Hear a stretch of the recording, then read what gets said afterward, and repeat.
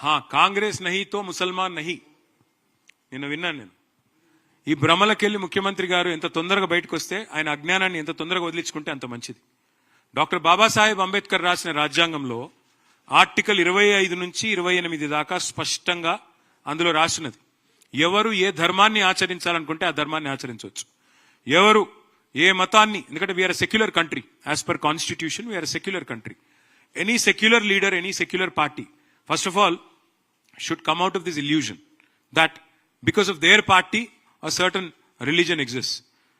BJP లేకపోయినా హిందువులు ఉంటారు, కాంగ్రెస్ లేకపోయినా ముస్లింలు ఉంటారు, ఎవరు లేకపోయినా అందరూ ఉంటారు, భారతదేశం ఉంటుంది.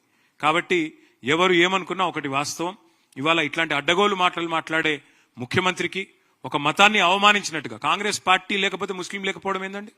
అంటే కాంగ్రెస్ పార్టీ పుట్టక ముందు ముస్లిం లేరా? కాంగ్రెస్ పార్టీ ఆల్మోస్ట్ చచ్చిపోయింది, మొత్తం చచ్చిపోయాక కూడా ముస్లింలు ఉండరా? ఏం మాట్లాడుతున్నాడు ఆయన? కనీసం మెడకాయ మీద తలకాయ నోడైతే కూడా మాట్లాడట్లా.